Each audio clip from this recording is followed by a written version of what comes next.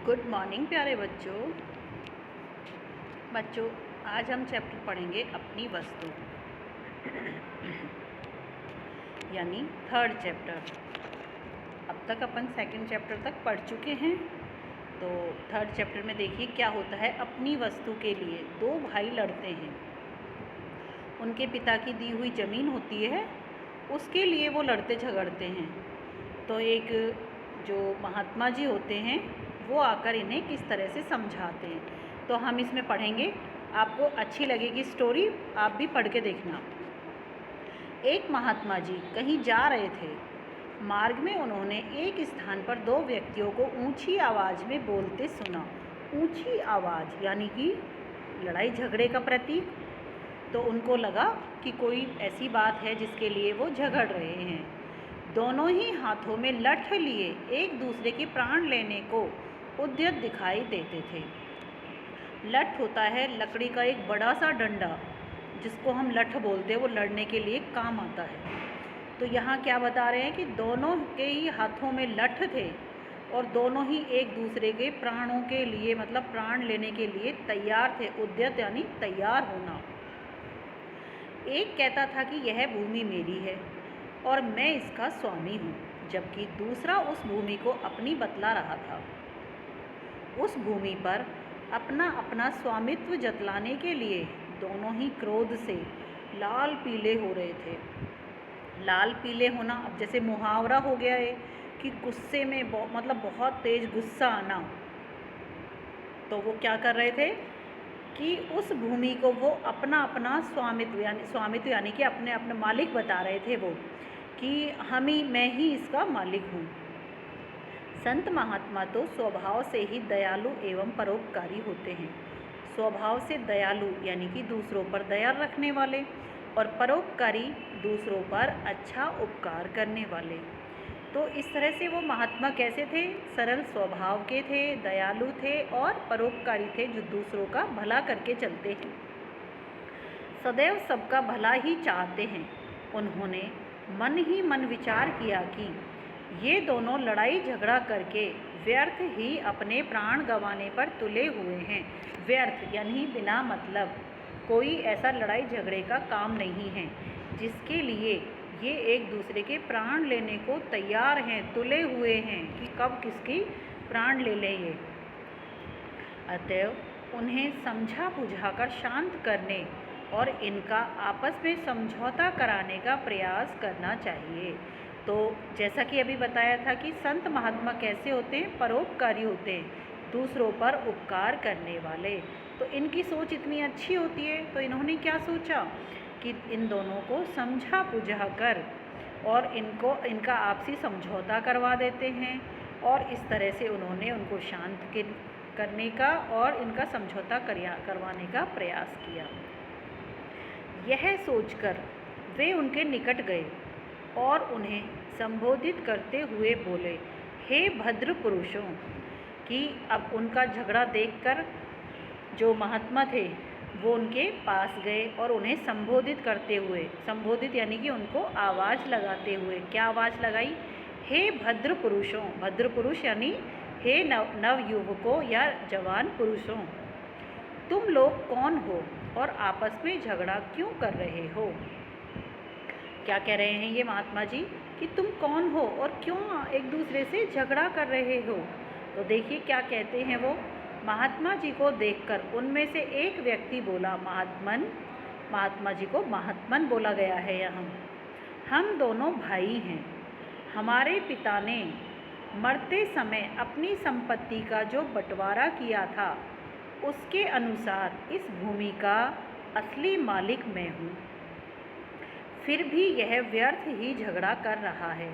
क्या कहा उसने महात्मा जी से कि मेरे जो पिताजी हैं उन्होंने मरते समय संपत्ति का जो बंटवारा किया था, संपत्ति यानी कि जो उनकी जायदाद है, जो धन दौलत है, उनकी ज़मीन है, उसका तो उन्होंने जो बंटवारा किया था उनके अनुसार इस भूमि का असली मालिक मैं हूँ। ये तो बिना मतलब ही झगड़ा कर रहा है। जबकि दूसरा व्यक्ति तत्काल चिल्ला उठा। चिल्लाना यानी बहुत तेज, वो क्रोध में आ गया। महाराज, यह बिल्कुल झूठ बोल रहा है। यह भूमि इसके भाग में यानी कि इसके हिस्से में नहीं है, बल्कि मेरे भाग में आती है। ज़मीन के 2 हिस्से कर दिए गए, 2 टुकड़े कर दिए गए। तो वो कह रहा है कि हे महात्मा जी, ये तो व्यक्ति झूठ बोल रहा है। ये भूमि इसके भाग में हिस्से में नहीं है, बल्कि ये तो मेरे हिस्से की भूमि है, इसलिए इसका असली मालिक मैं हूँ। यह झूठ मूठ ही से अपनी बतलाकर और मुझे डरा धमकाकर इसे हड़पना चाहता है। अब देखिए महात्मा जी क्या करते हैं, क्योंकि दोनों ही असली मालिक बता रहे हैं अपने आप को कि पिताजी ने मुझे दिए, वो कह रहा है कि पिताजी ने मुझे दिए। अब देखिए महात्मा जी समझदार होते हैं, वो क्या निर्णय लेते हैं इस भूमि का, तो आगे देखेंगे हम। महात्मा जी ने शांत भाव से फरमाया, तुम दोनों ही इस भूमि को अपना कहते हो और अपने अपने पक्ष में दलीलें देते हो। दलीलें यानी कि अपना अपना पक्ष रख रहे हो कि दोनों ही इस भूमि को अपनी अपनी बतला रहे हो, तो ये तो गलत है। ऐसे तो इसका निर्णय कभी नहीं होगा, इसलिए अच्छा यही रहेगा कि जिस भूमि के लिए तुम दोनों मरने मारने पर उतारू हो, यानी कि एक दूसरे को या तो मर जाऊंगा या मार दूंगा, तो इस तरह तुम ऐसे विचलित हो रहे हो, तो इससे अच्छा है कि भूमि से ही पूछ लिया जाए। देखो अब ये क्या कह रहा है, यह बात पूछ ली जाए उसका असली मालिक कौन है। अब महात्मा जी ने कितनी समझदारी से काम लिया है कि तुम दोनों ही इसे अपनी भूमि बता रहे हो, तुम दोनों इसके लिए मरने मारने को उतारू हो रहे हो, लेकिन एक बार हम भूमि से भी पूछ लेते हैं कि इसका असली मालिक कौन है, ये किसको अपना मालिक समझती है।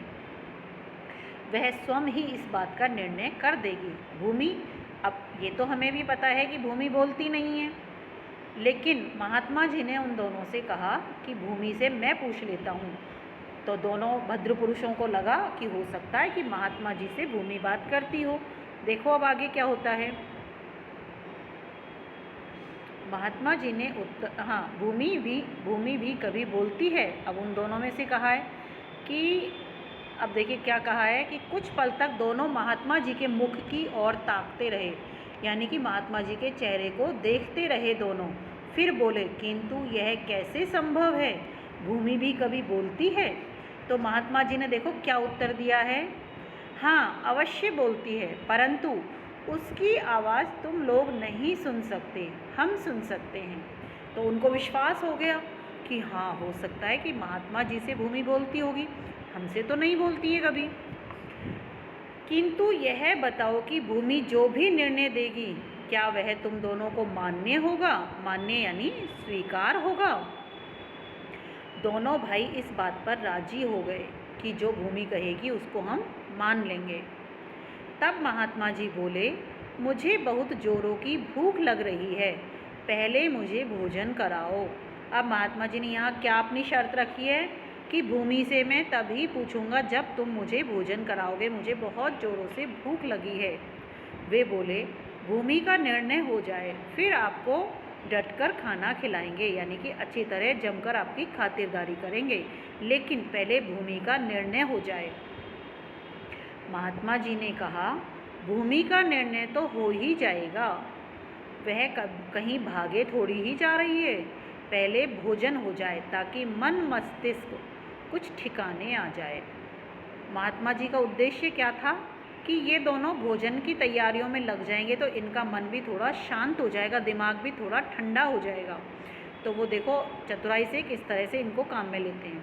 इसलिए तुम दोनों अपने घर से भोजन ले आओ, तब तक हम यहीं बैठे हैं। यह कहकर महात्मा जी एक पेड़ की छाया में बैठ गए। क्या होता है कि दोनों को शांत करने के लिए महात्मा जी शर्त रखते हैं कि मेरे लिए भोजन बनवा कर लाओ, और उनको भी पता था महात्मा जी को कि जब तक ये भोजन बना कर लाएंगे तब तक इनका गुस्सा शांत हो जाएगा। तो महात्मा जी एक पेड़ की छाया के नीचे बैठ जाते हैं। दोनों भाई घर गए और अपने अपने घर से भोजन बनवा कर ले आए। महात्मा जी ने उन दोनों को बैठ जाने को कहा। अब देखो क्या होता है, उनका झगड़ा कैसे शांत होता है। तत्पश्चात यानी कि उसके बाद उन्होंने भोजन के 3 भाग किए, 3 हिस्से कर दिए हैं, एक अपने लिए और एक एक दोनों भाइयों के लिए। और दोनों भाइयों को भोजन करने का आदेश देकर स्वयं भी भोजन करने लगे, ताकि भोजन करने से वो थोड़ा शांत हो जाएं। इस प्रकार ऊपर की सब बातचीत तथा भोजन आदि में लगभग 2 घंटे लग गए। महात्मा जी की इस समस्त कार्यवाही का उद्देश्य केवल यह था कि दोनों का क्रोध कुछ कम हो जाए, ताकि उन्हें समझाया या बुझाया जा सके, और हुआ भी यही। वे दोनों जब भोजन से निवृत्त हुए तो काफ़ी शांत थे। जब वो खाना खा चुके थे तो उनका मन और दिमाग काफ़ी शांत हो गया था। उन्होंने महात्मा जी के चरणों में विनय की, विनय यानी प्रार्थना की, महाराज, यह भूमि तो कुछ बोलेगी नहीं, इसलिए आप ही हमारा निर्णय कर दीजिए।